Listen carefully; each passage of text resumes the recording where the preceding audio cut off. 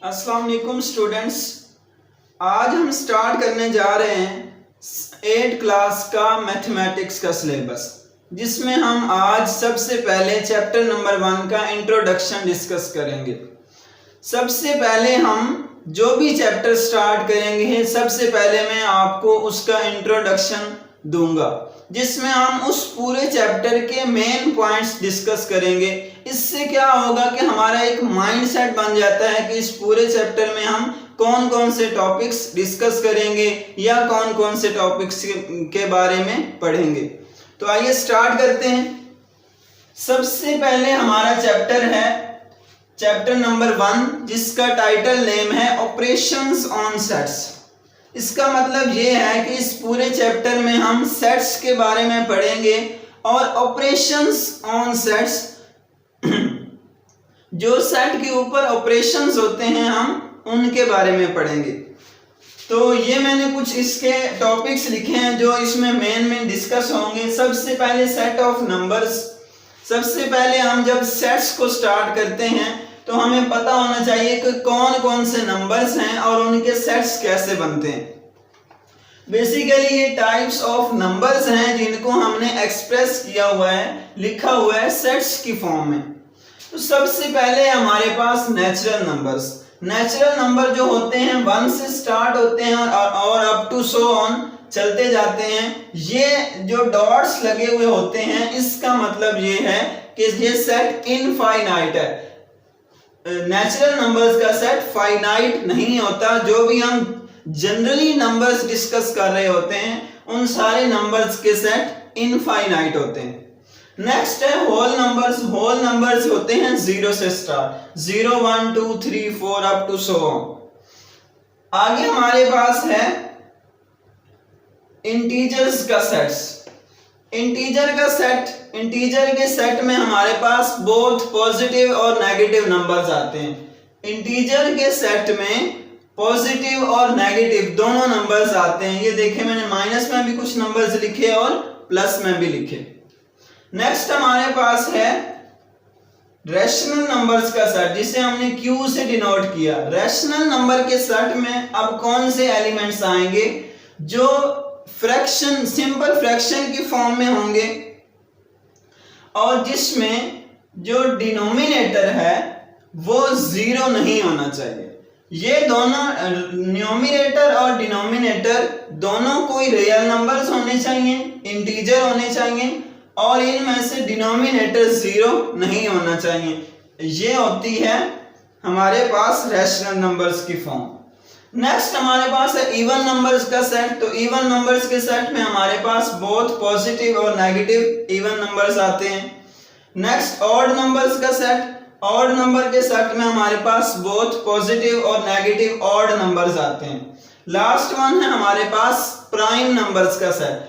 Prime numbers ऐसे numbers होते हैं जिनके फैक्टर्स, अगर एक नंबर है प्राइम है तो उसके फैक्टर्स 2 से ज्यादा नहीं होते। फॉर एग्जाम्पल मैं अगर लिखूं 4 के फैक्टर बनाएं, 4 के अगर हम फैक्टर बनाएं तो 2, सबसे पहले तो हर नंबर का फैक्टर 1, फिर 2 बन गया, फिर 4 खुद। अब इसके फैक्टर 3 है, मोर देन 2 है, इसका मतलब ये प्राइम नहीं है। आगे लिखा हुआ 2, इसी सेट से एक एलिमेंट लिया मैंने 2 के जब फैक्टर बनाए तो 1 और 2। फैक्टर्स का मतलब होता है कि ये नंबर किन किन नंबर्स पे डिवाइड हो रहा है। तो ये 2 के 2 ही फैक्टर बने तो इसका मतलब ये 2 प्राइम नंबर है। प्राइम नंबर में हमारे पास सबसे छोटा जो इवन नंबर आता है वो 2 है।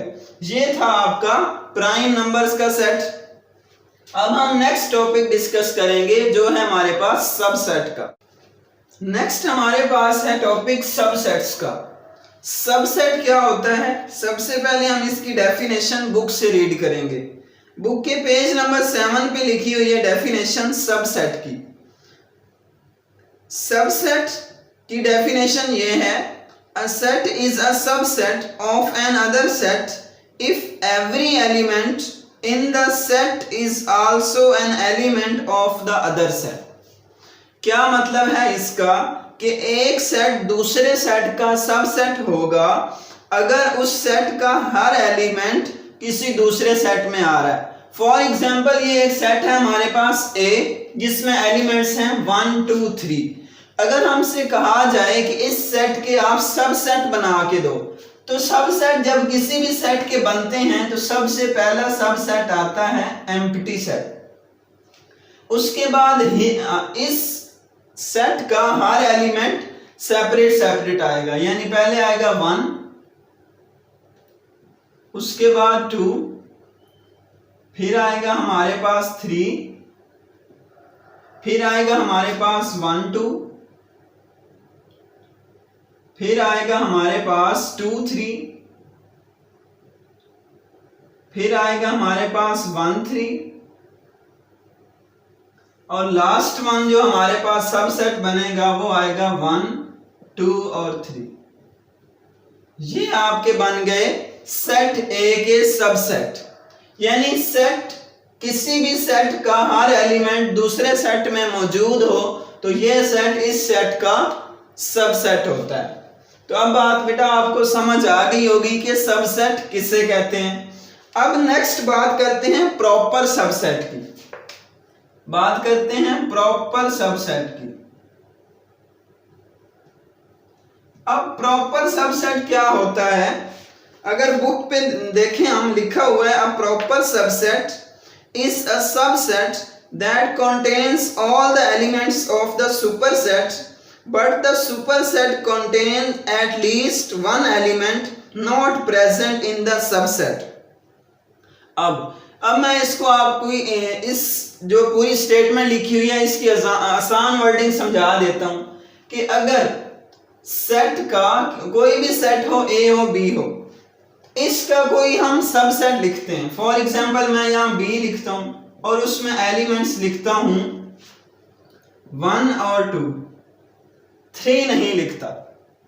अगर सेट ए का हर एलिमेंट सेट बी में मौजूद हो और एटलीस्ट 1 एलिमेंट सेट ए का सेट बी में मौजूद ना हो तो बी जो है ए का प्रॉपर सबसेट होगा। और प्रॉपर सबसेट लिखते कैसे हैं, ये साइन होता है प्रॉपर सबसेट का, B is proper subset of A. ये होती है डिनोट करने की फॉर्म के बी को हम डिनोट कर रहे हैं, B is a proper subset of A. ये तो था प्रॉपर सबसेट। अब बात करते हैं इम्प्रॉपर सबसेट की।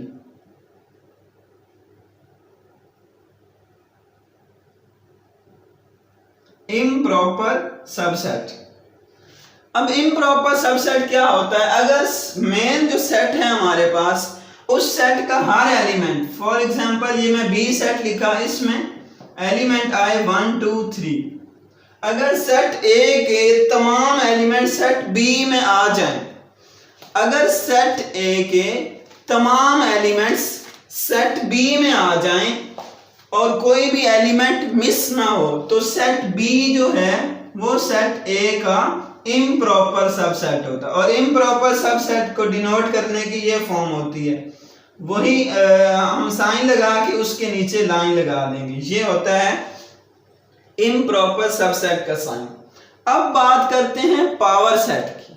पावर सेट क्या होता है, किसी भी सेट के तमाम सबसेट लिखने के बाद, ये देखें अगर हमने सेट ए के ये लिखे हैं तमाम सबसेट्स, अगर हम यहां लिख दें P ऑफ ए यानी power set of A, equal का साइन लगाएं, इधर भी ब्रैकेट लगा दें और इधर भी ब्रैकेट लगा दें, ये हमारे पास बन गया है पावर सेट ऑफ ए।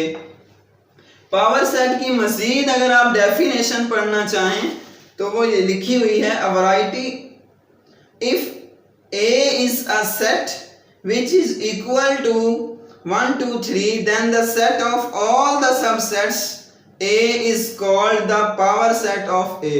अगर कोई ऐसा सेट बनाया जाए जिसमें इस सेट के तमाम सबसेट्स आ जाएं तो ये सेट इस सेट का पावर सेट होता है। अब बात करते हैं सुपर सेट क्या होता है। तो सुपर सेट ये होता है कि अगर मेन जो सेट है उसका कोई एक एलिमेंट किसी भी सेट में मिस हो तो ये जो ए है बी का सुपर सेट है। तो हम सुपर सेट को कैसे डिनोट करते हैं, ये आपके पेज नंबर 8 पे सारी हमारे पास लिखी हुई है इंफॉर्मेशन कि ये डिनोट कैसे किया जाता है और हम इसको साइन लगा के कैसे रिप्रेजेंट करते हैं। तो जब हमने लिखना है कि A is a super set of B, तो हम ऐसे लिखते हैं A is a super set of B। ये साइन होता है सुपर सेट का। अब उम्मीद है कि आपको subset, proper subset, improper subset, power set और सुपर सेट की समझ आ गई होगी। नेक्स्ट जो हमारे पास टॉपिक है इस चैप्टर का वो है union and intersection of three sets. अगर आपको 3 सेट्स गिवन हो तो उन 3 सेट का यूनियन कैसे लेना है और इंटरसेक्शन कैसे लेना है। तो स्टार्ट करते हैं। फॉर एग्जांपल हमारे पास ये 3 सेट्स आ जाते हैं और हमें कहा जाता है कि आप इन तीनों सेट्स का यूनियन फाइंड करके दें। फॉर एग्जांपल ऐसे लिखा हुआ आ जाता है A union B union C find out करके दें। तो हम स्टार्ट करेंगे। सबसे पहले हम फाइंड करेंगे B यूनियन C, ये ब्रैकेट वाली value. B union C find करेंगे। सबसे पहले हम लिखेंगे B का सेट जो कि है 2, 4 और 6, फिर यूनियन का साइन, फिर लिखेंगे C का सेट जो कि है 2, 5, 6 और 7। अब हमने इन दोनों सेट्स का यूनियन लेना है। तो यूनियन में हमारे पास दोनों सेट के एलिमेंट्स आते हैं और अगर आगे पीछे हो जाएं तो हम एक तरतीब के साथ लिखते हैं, यानी सबसे पहले छोटा नंबर। अब आपने इस सेट में रिपीटिंग एलिमेंट्स भी नहीं लिखने होते।